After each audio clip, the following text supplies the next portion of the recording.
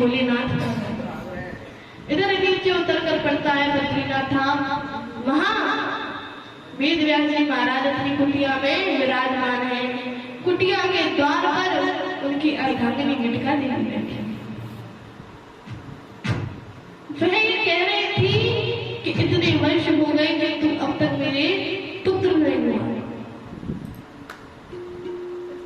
अब वेद व्यास जी बोले कि क्यों चिंता करती हो? यदि भगवान की इच्छा होगी तो पुत्र प्राप्ति अवश्य होगी। इधर तोता भागता हुआ आ रहा था, पीछे पीछे भोलेनाथ। अब इतना सा तोता है, बिटिका देवी ने जैसे ही धमाई तोता मुड़ के अंदर। बोलो सुखदेव जी महाराज की। भोलेनाथ ने सब जगह ढूंढा, जब तोता कहीं नहीं मिला तो कैलाश पर्वत को वापस लौट गए। अब सुखदेव जी को गर्भ में 12 वर्ष, 12 वर्ष से बिटिका देवी के गर्भ में से मंत्रों का उच्चारण होता है। जिस गर्भ की दुनिया बुराई करती है, आज उसी गर्भ को सुखदेव जी महाराज ने मंदिर बनाया। जब 12 वर्ष पूर्ण हुए तो बिटिका देवी ने ये बात वेद व्यास जी को बताई। बोले कि स्वामी मेरे गर्भ में से मंत्रों का उच्चारण होता है। वेद व्यास जी बोले अवश्य जी कोई ज्ञानी पुरुष हो। तो बोली अब से नहीं है, 12 वर्षों से हो रहा है। तो वेद व्यास जी बोले कि पुत्र अब तुम्हारा गर्भ से बाहर आने का समय आ गया है, तुम्हारी माता को बहुत कष्ट होता है। तो गर्भ से बाहर आएंगे पिताजी, मैं बाहर नहीं आऊंगा। बाहर आते ही माया पकड़ देती। ये बात सुन वेद व्यास जी बोले कि पुत्र तुम क्यों चिंता करते हो, उसमें माया नहीं पकड़ती। तब सुखदेव जी बोले कि नारायण की माया, इसका कोई पार नहीं पा सकता। इसलिए मैं कैसे मान जाऊं कि माया मुझे नहीं पकड़ेगी। अच्छा एक शर्त में मान जाऊंगा। वेद व्यास जी बोले क्या शर्त है मुझे बताओ।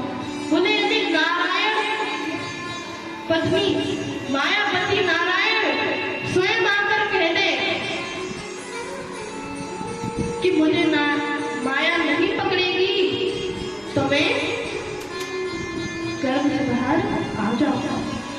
और सुखदेव जी की हट पर मायापति नारायण को मृत्यु लोक में आना पड़ा और आकर कहना पड़ा कि सुखदेव तुम निश्चिंत होकर मृत्यु लोक में आओ, तुम्हें माया नहीं पकड़ेगी। ये सुनते ही और सुखदेव जी गर्भ से बाहर प्रकट हो गए। बोले सुखदेव जी महाराज की। और गर्भ से प्रकट होते ही सुखदेव जी महाराज मन की ओर चल दिए। पीछे वेद व्यास जी चल रहे हैं, आवाज लगा रहे हैं पुत्र पुत्र पुत्र, किंतु अपने पुत्र को नहीं रोका। जब उन्हें पूर्ण विश्वास हो गया कि अब मेरा पुत्र लौट कर नहीं आएगा, तब मैं अपने गृह को लौट आई। और सूत जी कहते हैं सरकारी ऋषियों से कि इन्हीं सुखदेव जी ने परीक्षित महाराज को श्रीमद् भागवत महापुराण का पाठ कराया। और तुमने मुझसे प्रश्न किए थे, कुछ मैं उनका उत्तर देता हूँ। तुमने पहला प्रश्न किया था कि सबसे बड़ा धर्म कौन सा है। तो सत्य से बड़ा धर्म इस संसार में और कोई नहीं है। धर्म का दूसरा सत्य समाना आगम निगम पुराण बना। कितने भी पुराण वेद शास्त्र किसी में भी देख लो, सत्य से बड़ा कोई धर्म नहीं होता। इसीलिए संस्कारी ऋषियों सबसे बड़ा धर्म सत्य है और सबसे बड़ा अधर्म झूठ है। इसलिए सदैव सत्य का पालन करना चाहिए। तुमने मुझसे दूसरा प्रश्न किया कि मंदिर में जाए तो सबसे पहले किसकी पूजा करते हैं। इस संसार में सबसे बड़ा कौन है? सबसे बड़े में परम ब्रह्म श्रीमद् नारायण है। तो हमें मंदिर में जाते ही सदैव सबसे बड़े की पूजा करनी चाहिए, श्रीमद् नारायण भगवान की पूजा करनी चाहिए। तीसरा प्रश्न श्रेष्ठ वक्ता कौन होता है? श्रेष्ठ वक्ता वो नहीं जो एक बात पर विचार करते हैं। श्रेष्ठ वक्ता वो होता है जो संक्षिप्त रूप में ही श्रोताओं को अपने मन की बात बताता है। श्रेष्ठ वक्ता वो नहीं जो सागर में गागर को बोले। श्रेष्ठ वक्ता वो होता है जो गागर में सागर को बोले। तुमने प्रश्न किया कि भगवान का नाम अजन्मा है, तो फिर वह देवकी नंदन कौशल्या नंदन कैसे हो सकते? तो इसका अर्थ है जब जब हुए धर्म की हानि, बारे असुर महाअभिमानी, तब तब धरे प्रभु विमल शरीरा, हरे कृपाले द सज्जन शरीरा। भगवान का कभी जन्म नहीं होता, भगवान सदैव अवतारी होते। राम जी ने भी माता कौशल्या के कक्ष में प्रकट होकर चतुर्भुज रूप धारण करके अवतार लिया था और बंदी गृह में देवकी माता के सामने भी चतुर्भुज रूप में प्रकट हुए थे। इसीलिए भगवान अवतार लेते हैं, जन्म नहीं लेते। कभी भगवान गर्भ में नहीं आते। और तुमने प्रश्न किया था कि भगवान धर्म की स्थापना के लिए आते हैं, तो जब भगवान ही इस मृत्यु लोक को छोड़कर चले गए थे तो धर्म किसकी शरण में गया था? धर्म महाराज परीक्षित की शरण में गया था। सुनकाने ऋषि प्रश्न करते हैं कि आपने अभी कहा परीक्षित महाराज को सुखदेव जी ने श्रीमद् भागवत महापुराण का पाठ कराया और आप कहते हैं धर्म भी परीक्षित जी महाराज की शरण में गया। आखिर ये परीक्षित जी महाराज कौन है? हम इनके बारे में सुनना चाहते हैं। तब सूत जी बोले कि वैसे मैं परीक्षित महाराज की कथा सुनाना आवश्यक नहीं सुनता, किंतु जिस कथा से हमारे भगवान कृष्ण की कथा जुड़ी हो उस कथा से महत्वपूर्ण और कोई कथा नहीं होती। परीक्षित महाराज की ही कथा से श्रीमद् भागवत महापुराण का उदय होता है, कृष्ण कथा का उदय होता है। सूत जी महाराज कहने लगे कि यह बात उस समय की है जब दुर्योधन अपनी अंतिम श्वासों को दे रहा था और उसका पुत्र अश्वत्थामा उसके पास आया। तब दुर्योधन ने बोला कि यदि तुम मेरे परम मित्र हो, सच्चे मित्र हो, तो मेरा एक कार्य कर दो, मेरी अंतिम इच्छा को पूर्ण कर दो। तब दुर्योधन की बात सुन अश्वत्थामा कहने लगा कि तुम्हारी अंतिम इच्छा क्या है मित्र? तुम मेरे सबसे प्रिय मित्र हो, तुम जो कहोगे वही पूर्ण किया जाएगा। बोले मैं चाहता हूं कि तुम 5 पांडवों की हत्या कर दो। अश्वत्थामा बात मान गए। अर्धरात्रि का समय है, 5 पांडव कक्ष में सोए हुए हैं और पांडवों के कक्ष के बाहर हमारे द्वारकाधीश श्री कृष्ण पहरा रहा है। आप खुद सोचिए, जिनके इतने भक्त हैं, इतने सेवक हैं, आज वही द्वारकाधीश 5 पांडवों के द्वारपाल बनकर द्वार पर पहरा दे रहे हैं। क्यों? क्योंकि पांडवों का प्रेम देख भगवान उनकी रक्षा के लिए सदैव तत्पर है। जब द्वारकाधीश को कुछ संशय हुई तो द्वारकाधीश अर्जुन को जलाकर बोले कि अर्जुन मुझे तुमसे एक बात कहनी। अर्जुन बोले कहो, क्या कहना चाहते हो? बोले कि मुझे इस कक्ष में कुछ हानि लगती है, मुझे सही नहीं लगता कि तुम इस कक्ष में शयन करो, इसलिए तुम मेरे साथ दूसरे कक्ष में शयन करने चलो। द्वारकाधीश की बात सुनकर 5 पांडव द्वारकाधीश के साथ और दूसरे कक्ष में चले गए, किंतु द्रौपदी के 5 पुत्र उसी कक्ष में सोते रहे। अश्वत्थामा रात्रि में उस कक्ष में आया और द्रौपदी के 5 पुत्रों को 5 पांडव मानकर उनके सर को धड़ से अलग कर दिया और उन सरों को एक बोरी में भरकर और दुर्योधन के पास ले गया और जाकर बड़े अहंकार से बोला कि देखो मैंने 5 पांडवों की हत्या कर दी। किंतु दुर्योधन को इतना तो ज्ञात था कि उनके साथ में श्री द्वारकाधीश भगवान है, उनकी हत्या कोई इतनी शीघ्र नहीं कर सकता। तब दुर्योधन बोला कि अश्वत्थामा तुमने सही तरह से देखा तो है, क्योंकि मुझे नहीं लगता कि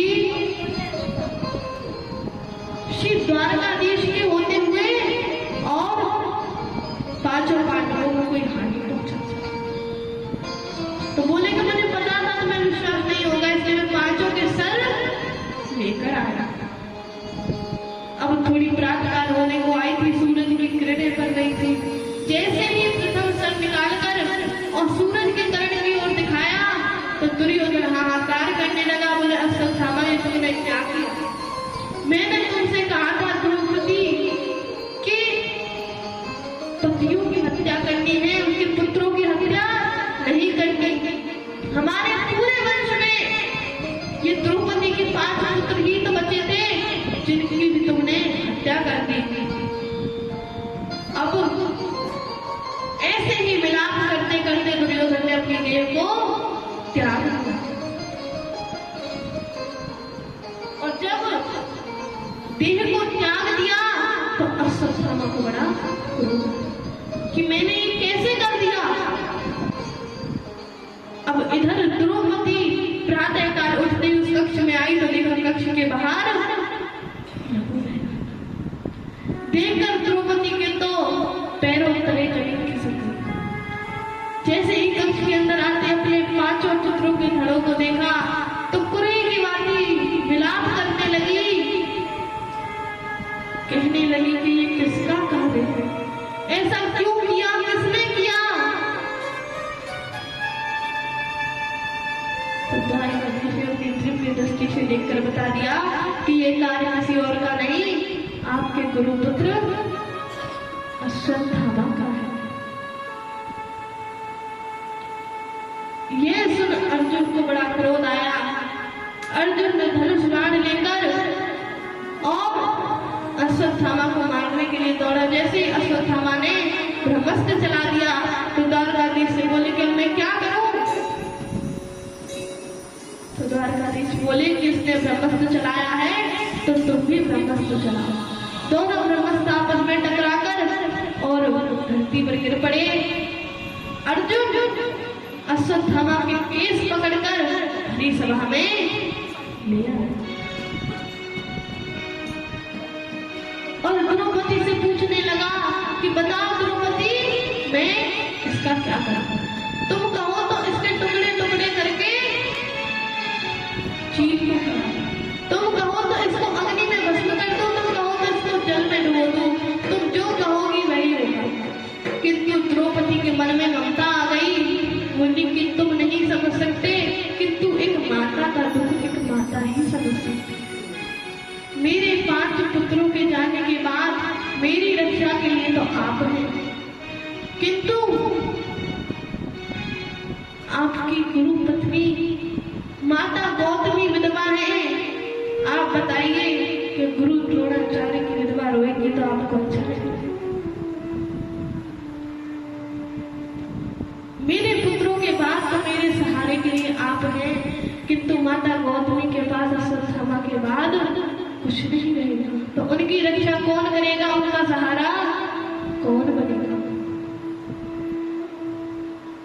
तब सभी असमंजस में पड़ गए कि क्या किया जाए। जिसने हत्या की है उसको तो मृत्युदंड मिलना ही चाहिए, मृत्यु द्रौपदी बनेगा। तो द्वारकाधीश शांत खड़े थे। भीमसेन ने द्वारकाधीश से पूछा कि द्वारकाधीश आप ही बताइए। द्वारकाधीश बोले कि मार भी दो और छोड़ भी दो। अब सभी सोच में पड़ गए, द्वारकाधीश की ओर देखने लगे कि ऐसा कैसे। भीमसेन बोले, द्वारकाधीश आपके जैसे 2-4 न्यायाधीश और हो जाए कि मार भी दो और छोड़ भी दो तो इस संसार का कल्याण हो जाए। बोले कि ब्राह्मण के लिए सबसे बड़ा अपमान, सबसे बड़ी मृत्यु यही होती है कि उसके आधे केश काट दिए जाते। तो अश्वत्थामा के भी आधी दाढ़ी, आधी मूंछ, आधे केश काट दिए गए और ढक्के मारकर सभा से बाहर निकाल दिया गया। किंतु अश्वत्थामा को तो उनसे क्षमा मांगनी चाहिए थी, उनकी प्रशंसा करनी चाहिए थी कि मुझे मृत्युदंड नहीं दिया। किंतु अश्वत्थामा के मन में तो ईर्ष्या का भाव उत्पन्न हो गया। ये ईर्ष्या सबसे बुरी चीज है। ईर्ष्या से बुरी कोई चीज इस संसार में नहीं है। यदि एक व्यक्ति दूसरे व्यक्ति से ईर्ष्या करने लग जाता है तो मानो उस व्यक्ति का विनाश निकट है। ऐसे ही अश्वत्थामा को ईर्ष्या आ गई मन में कि मेरा अपमान किया है तो मैं कुछ ऐसा करूंगा जिन पांडवों को कोई पानी देने वाला नहीं बचेगा। तभी उसको याद आया कि जब महाभारत हो रही थी मैंने सुना था कि अभिमन्यु की पत्नी उत्तरा गर्भवती है और आज उसके 9 महीने पूरे हो रहे हैं। तो क्यों ना उत्तरा के गर्भ में जो शिशु है उसे गर्भ में ही नष्ट कर दिया जाए तो पांडवों को कोई पानी देने वाला नहीं बचेगा। यह सोचकर अश्वत्थामा ने ब्रह्मास्त्र चला दिया। उत्तरा ने जब ब्रह्मास्त्र को आते देखा तो दौड़ी दौड़ी गई और द्वारकाधीश के चरणों में जाकर गिर पड़ी। मेरी द्वारकाधीश मेरी रक्षा कीजिए। ये अश्वत्थामा का ब्रह्मास्त्र मेरी गर्भस्थ शिशु को चलाकर भस्म कर देगा। मुझे अपनी चिंता नहीं है, किंतु यदि इस शिशु को कुछ हो गया तो पांडवों के कोई नाम देने वाला, पानी देने वाला बचेगा। ये सुन द्वारकाधीश बोले, उत्तरा तुम खड़ी हो जाओ और अपने मन में माता का भाव लेकर आओ। जैसे ही तो उत्तरा ने अपने मन में माता का भाव लेकर आई, एक तरह से द्वारकाधीश उनके समक्ष खड़े हैं और दूसरी तरह से सूक्ष्म रूप धारण करके और द्वारकाधीश उत्तरा के गर्भ में पहुंच गए। बोले द्वारकाधीश महाराज की। अब चारों तरफ सुदर्शन चक्र घुमाने लगे। जैसे ही अश्वत्थामा का ब्रह्मास्त्र आया सुदर्शन चक्र से टकराकर भस्म हो गया और जो गर्भ में शिशु है उसकी रक्षा द्वारकाधीश ने हमारे ने की। बोले द्वारकाधीश भगवान की। जब ये बात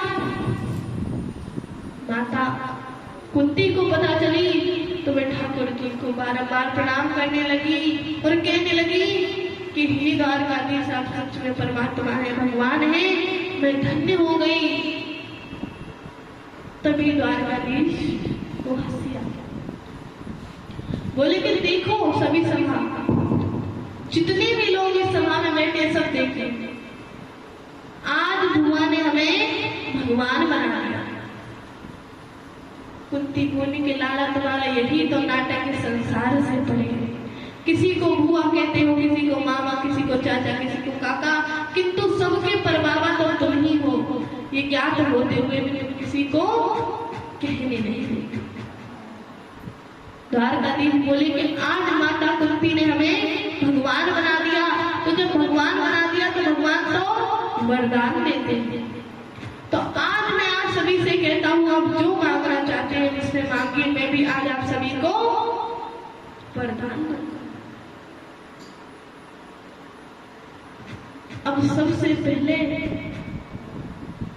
शुरुआत हुई बड़े भैया से, युधिष्ठिर से। युधिष्ठिर जी बोले मुझे कुछ नहीं चाहिए, मैं तुम्हें अपना छोटा भाई समान मानता हूँ। बस ये बड़े भाई और छोटे भाई का रिश्ता सदैव बना रहे, तुम्हारे चरणों में प्रीति लगी रही। द्वारकाधीश और कुछ नहीं मांगता।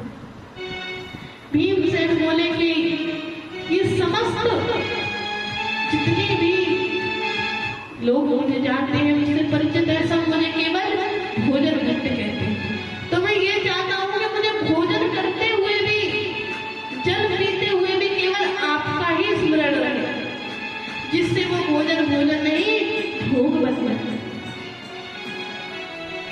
अर्जुन से पूछा। अर्जुन बोले कि मुझे भी कुछ नहीं चाहिए, जो आपका और मेरा ये गुरु शिष्य का रिश्ता है, मित्र का रिश्ता है, सखा का रिश्ता है, बस यही बंधन सदैव बना रहे हैं, रिश्ता सदैव बना रहे हैं, और कुछ नहीं चाहिए।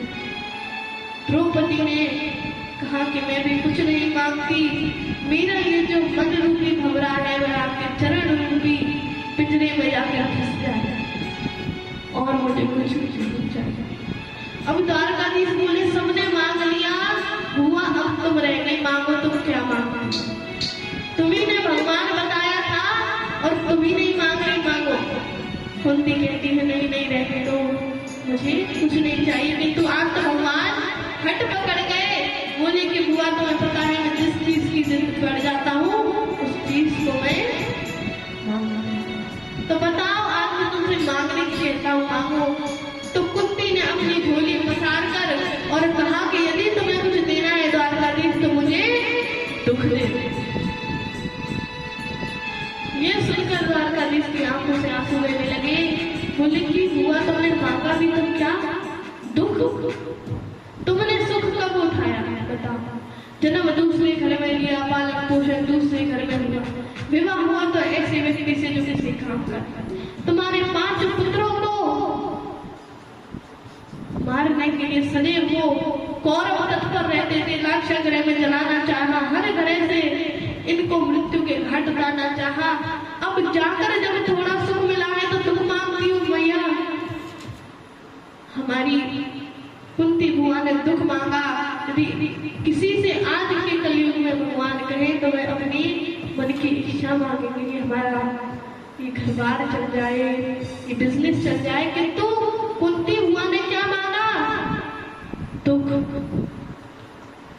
द्वारकाधीश ने दुख मांगने का कारण पूछा तो बोली द्वारकाधीश मैं इसलिए दुख मांगती हूँ क्योंकि दुख में तुम्हें याद आते हो और सुख में तुम्हें मनुष्य भूल जाता है, तो जिस सुख में तुम्हें याद ही ना आओ उस सुख से बड़ा कोई दुख नहीं है, और जिस दुख में सदैव तुम्हारा स्मरण रहे उस दुख से बड़ा कोई सुख नहीं है।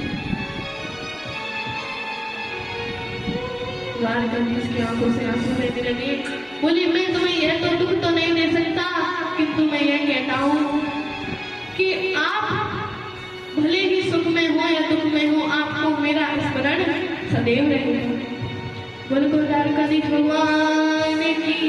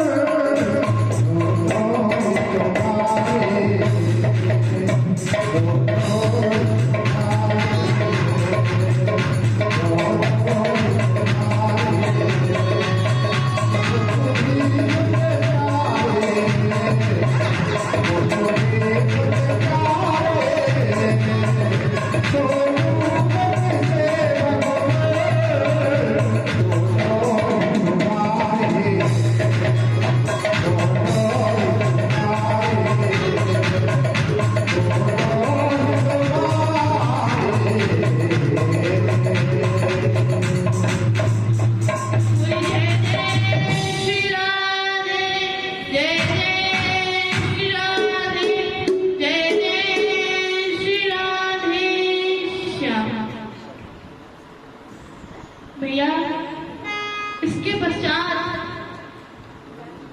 द्वारकाधीश ने सबसे कहा कि अब तो मैंने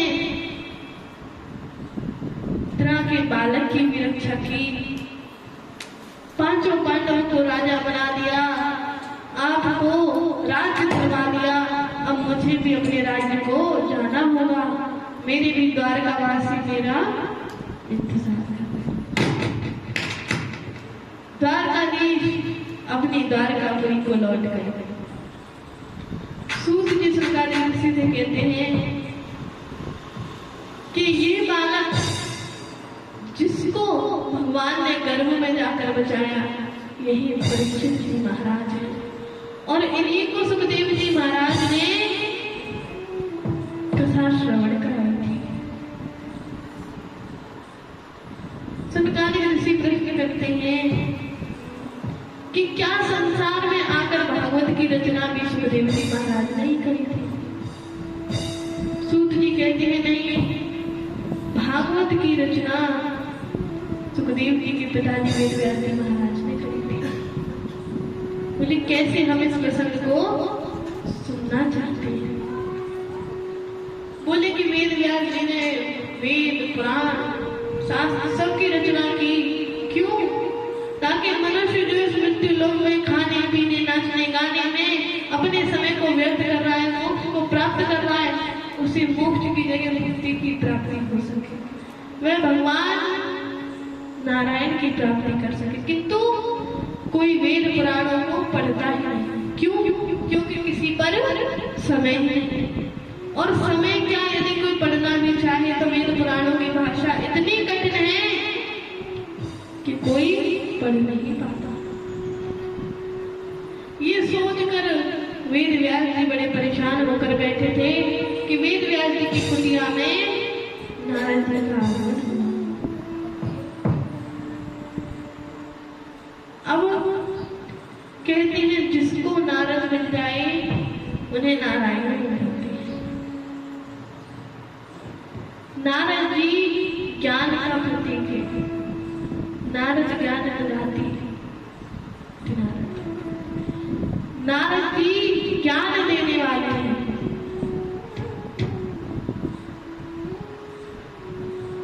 इसी प्रकार जब वेद व्यास जी को कुटिया में आकर और परेशान भी देखा, नारद जी ने कहा व्यास जी क्यों परेशान है? व्यास जी ने अपने संपूर्ण मन की व्यथा और नारद जी से कहते। नारद जी ने सुनकर उनकी परेशानी का हल निकाला। नारद जी कहने लगे कि मेरे पास एक उपाय है। कि श्रीमद् भागवत महापुराण का निर्माण करना।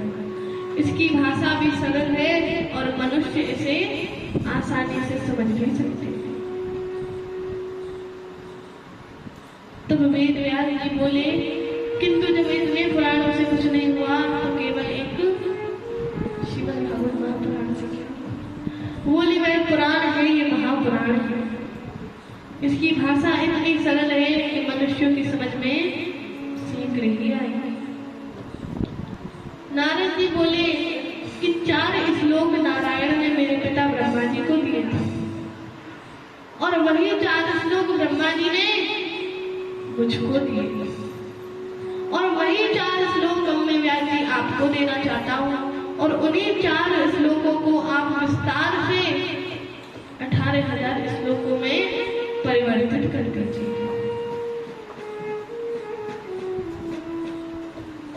नारद जी के 4 श्लोक वेद व्यास जी के कान में बताए, और वेद व्यास जी ने उन्हीं 4 श्लोकों को 18,000 श्लोकों में परिवर्तित कर दिया। वही हमारे श्रीमद् भागवत महापुराण है। मतलब श्रीमद् भागवत महापुराण की।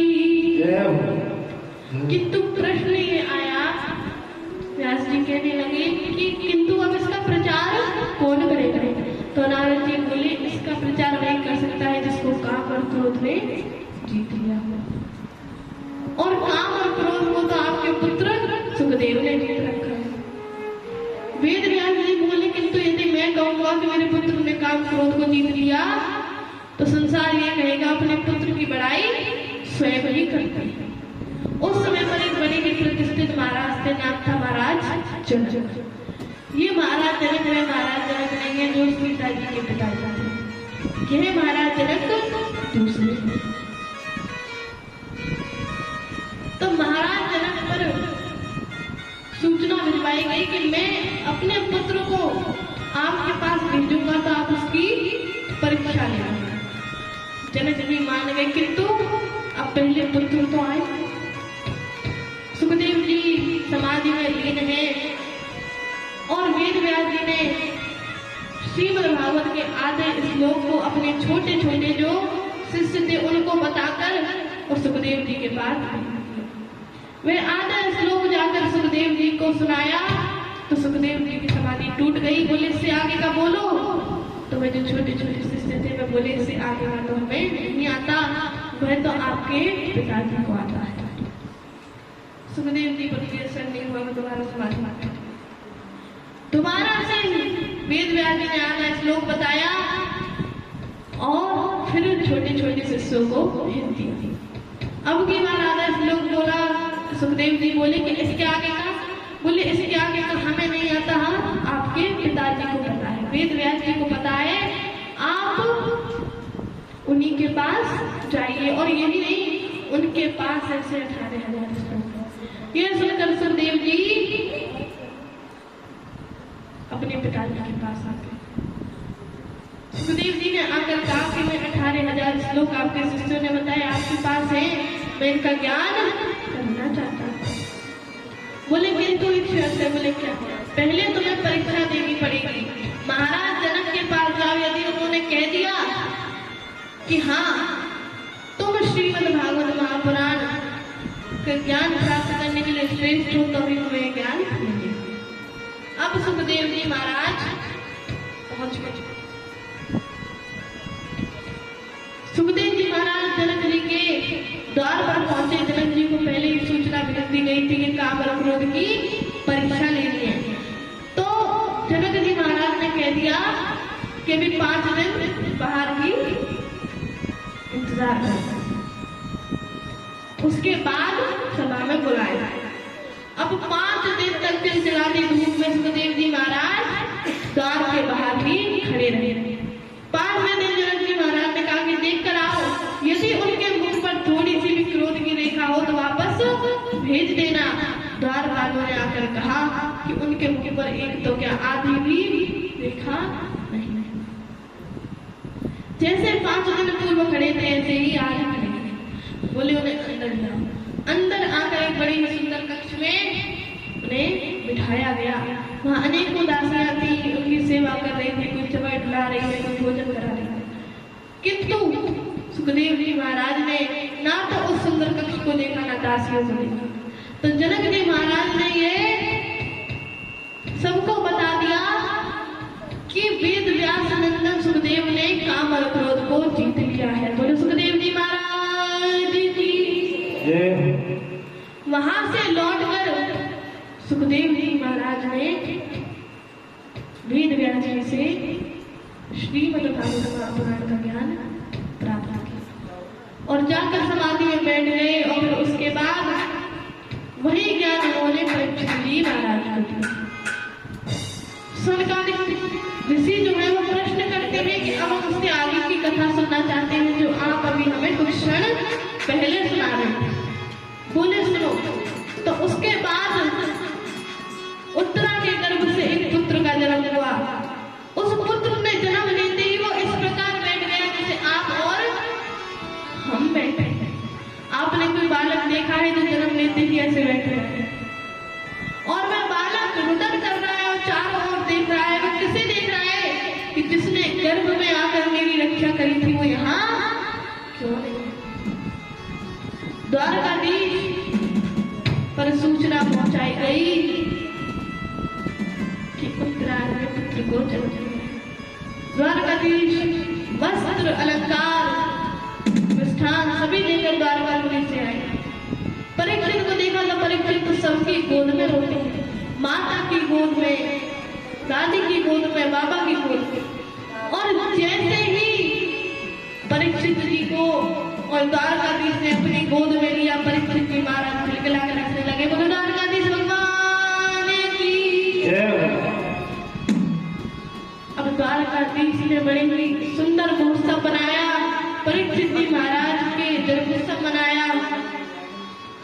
जब लौटकर द्वारका जाने का समय हुआ तो बड़ी भैया युधिष्ठिर ने बहुत उपहार दिए और अर्जुन से कहा कि जाओ तुम कृष्ण को द्वारका तक छोड़कर।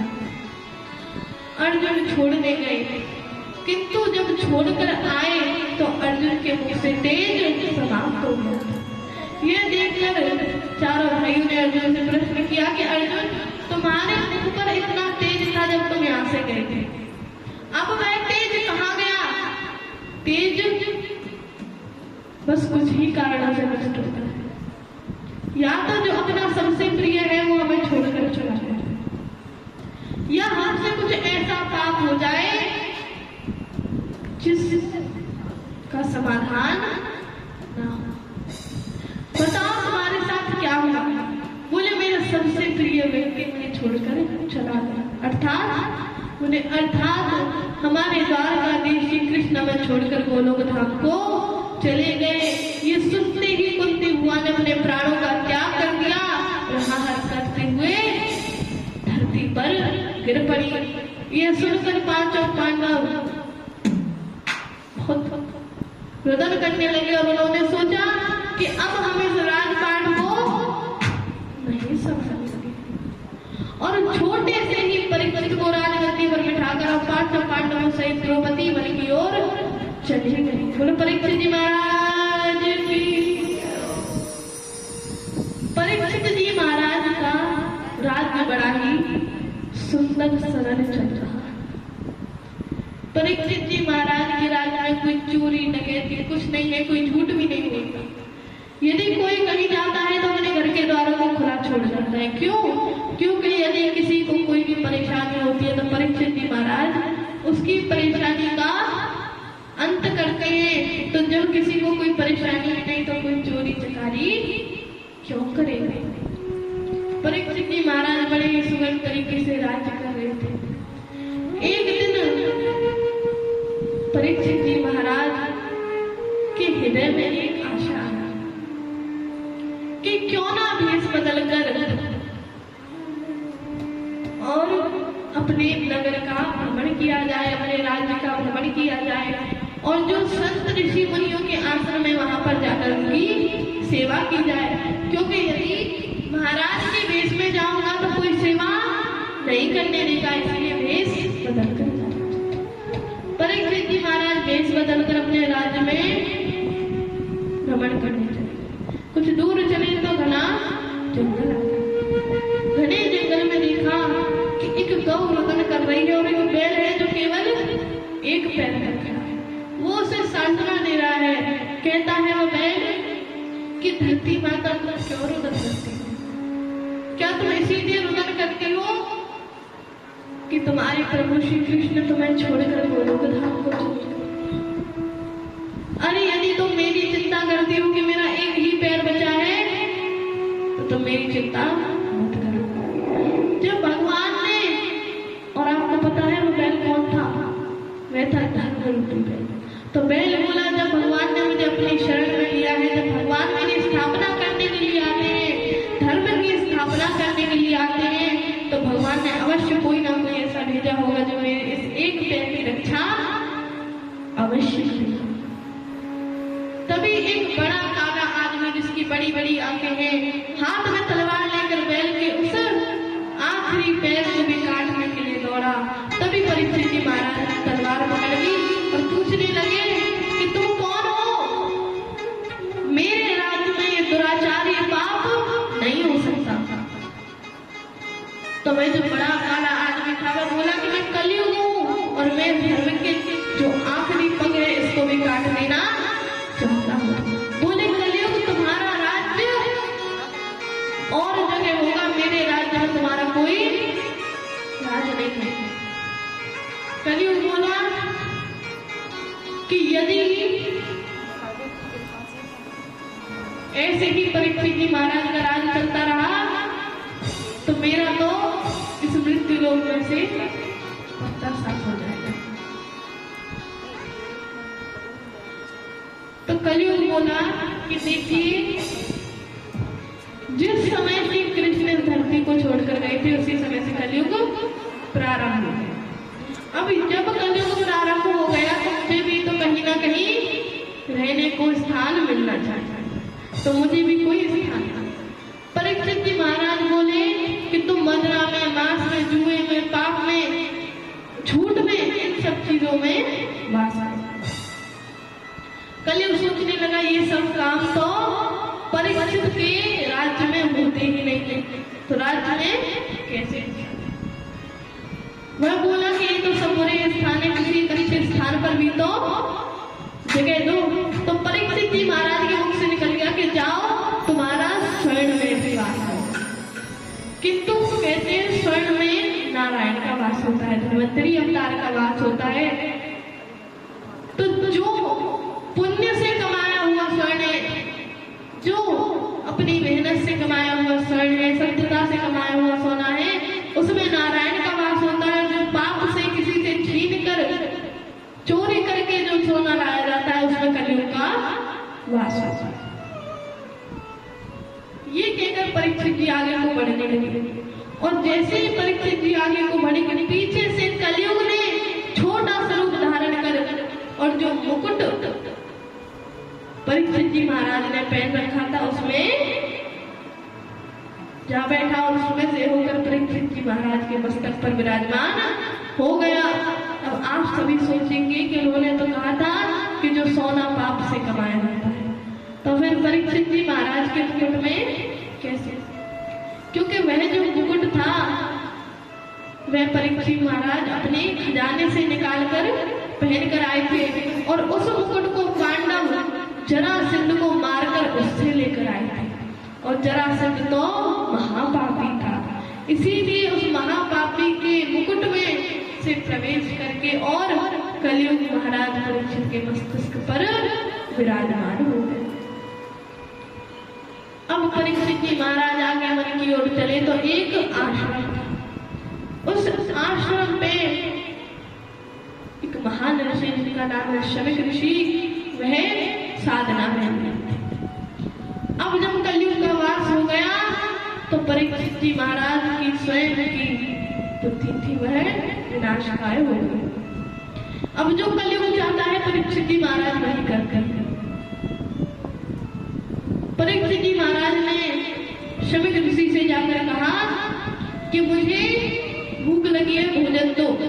किंतु शमिक ऋषि तो अपनी साधना में लीन थे।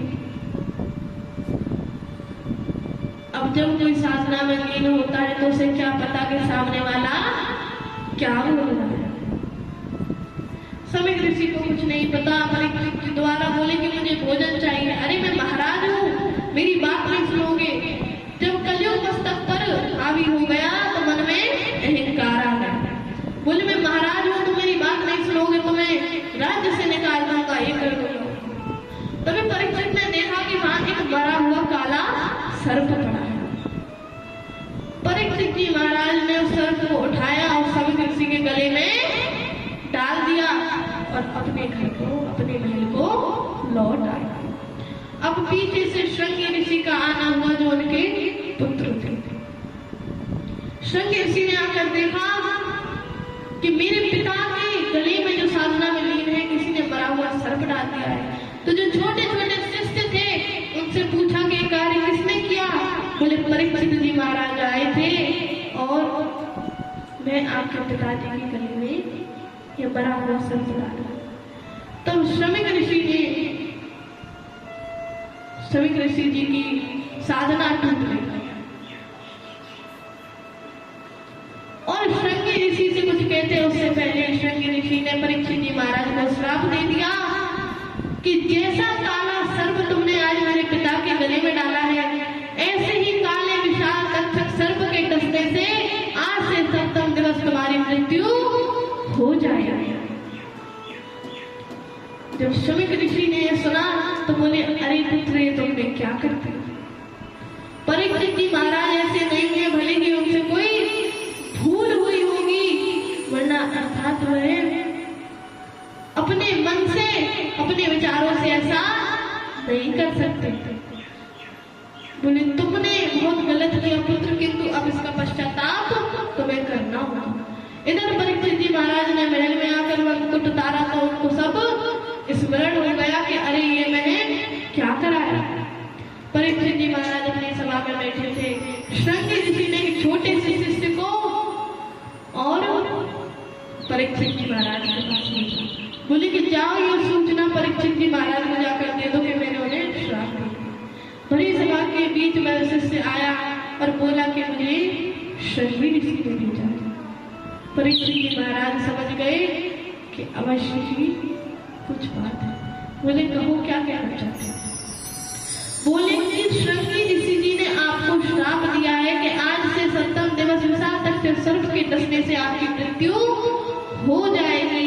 परीक्षित जी महाराज ने अपने हाथ जोड़ लिए और बोले कि मैंने पाप तो इतना बड़ा किया है कि मुझे एक क्षण जीवित रहने की आज्ञा नहीं देनी चाहिए, किंतु फिर भी उन्होंने मुझे 7 दिवस तक जीने की आज्ञा दी। मैं उनका बारंबार आभारी। शिष्य वहां से चला गया। परीक्षित जी महाराज को जब ये पता चला कि अब केवल मेरा जीवन 7 दिवस का रह गया है, तो उन्होंने अपने पुत्र को राजगद्दी पर बिठाया और राजमहल को छोड़कर वन की ओर चले। वन में जाकर उन्होंने देखा तो बड़े बड़े सप्त ऋषि, जितने भी बड़े बड़े ऋषि महात्माएं सब वहां पर विराजमान है। क्यों? क्योंकि वे सभी दुखी हैं, परेशान हैं। जब उन्हें पता चला कि परीक्षित जी महाराज जिनको ऐसा श्राप मिला, वह तो बहुत अच्छे हैं, बहुत अच्छे से अपना राज्य संभालते हैं, फिर भी उनको ये श्राप मिला तो सब उनकी सहायता करने के लिए बन गया। समस्त ऋषियों के बीच में परीक्षित जी महाराज बैठे हैं और परीक्षित जी महाराज ने ये प्रश्न नहीं किया कि मेरा पुत्र राजकाज मेरे बाद संभाल पाएगा या नहीं, ऐसा कोई प्रश्न नहीं किया। उन्होंने सिर्फ ये प्रश्न किया कि यदि कोई जानता है कि 7 दिवस में मेरी मुक्ति कैसे होगी तो वह मुझे बता दे, किंतु कोई भी ऋषि महात्मा नहीं बता पाया। तभी यहाँ सुखदेव जी की समाधि टूटी। उनके मन में भाव आया कि चलो सुखदेव, अब समय आ गया है कि परीक्षित को श्रीमद् भागवत महापुराण का ज्ञान कराया जाए। सुखदेव जी महाराज चल दिए और परीक्षित महाराज की सभा में आ गए। बोलो सुखदेव जी महाराज की। सुखदेव जी महाराज को देखकर देवी ऋषि जी सब खड़े हो गए। परीक्षित जी महाराज के चरणों में दंडवत प्रणाम करने लगे और सुखदेव जी महाराज से भी यही प्रश्न किया कि मेरी 7 दिवस में मुक्ति कैसे हो। यदि परीक्षित जी महाराज चाहते तो ये भी कह सकते थे कि मेरी मृत्यु टल जाए और सुखदेव जी टाल सकते थे, किंतु उन्होंने ये नहीं कहा कि मेरी मृत्यु टल जाए। उन्होंने कहा कि मेरी मुक्ति कैसे हो। ये बात सुन सुखदेव जी महाराज गदगद हो गए और सुखदेव जी महाराज कहने लगे कि मेरे पास एक उपाय है जिससे 7 दिवस में तुम्हारी मुक्ति हो सकती है। परीक्षित जी महाराज बोले कैसे? बोले श्रीमद् भागवत महापुराण का श्रवण करने से 7 दिवस में मुक्ति प्रदान होगी। ये सुन परीक्षित जी महाराज ने हाथ जोड़ लिए और सुखदेव जी महाराज का पूजन किया। बोले सुखदेव जी महाराज की। आज की कथा यही विस्तार देती है। कल आप सभी को विदुर जी और विदुरानी जी की कथा श्रवण करने का अवसर मिलेगा और परीक्षित जी महाराज सुखदेव जी महाराज कल से कथा श्रवण कराएंगे। विदुर विदुरानी की कथा होगी, ध्रुव जी की कथा होगी, भक्त प्रहलाद की कथा होगी, हमारा वामन अवतार होगी। बोले जय जय श्री राम। और भैया मैंने आप सभी से कहा था कि रोज मैया 108 परिक्रमा श्रीमद् भागवत महापुराण की देते, किंतु भैया मैंने कहा था भले ही तुलसी के दल से दो, जिसमें जितनी सामर्थ्य है उतनी सामर्थ्य से दो। किसी में मखाने की सामर्थ्य है, किसी में तुलसी के दल की सामर्थ्य है, किसी में पैसे की सामर्थ्य है, किसी में बादाम, किसी में पिस्ता, जिसमें जिस चीज की सामर्थ्य है, जिसको भगवान ने जिस लायक बनाया है, उसी से श्रीमद् भागवत महापुराण की 108 परिक्रमा दो। क्या मैया आज किसी ने दी? जगह क्यों नहीं है मैया? ऐसे ही घूमकर आ जाओ।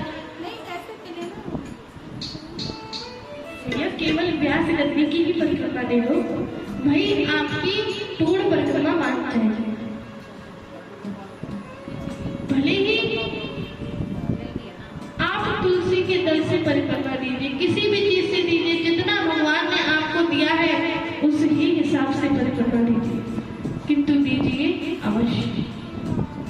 बोली जय जय श्री राधे।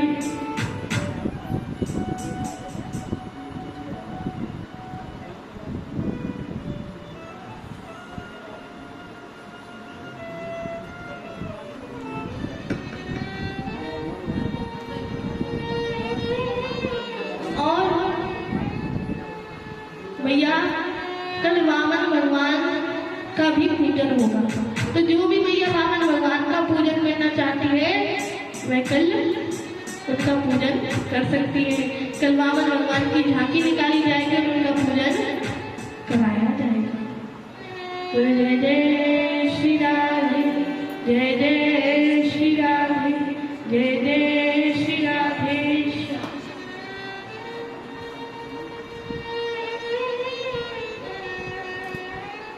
और भैया सुबह सुबह हमारे लड्डू गोपाल की यहाँ दो विराजमान हैं, दोनों का पूजन होता है, आरती होती है, पूजन कराया जाता है लड्डू गोपाल का, किंतु भैया कोई नहीं आता।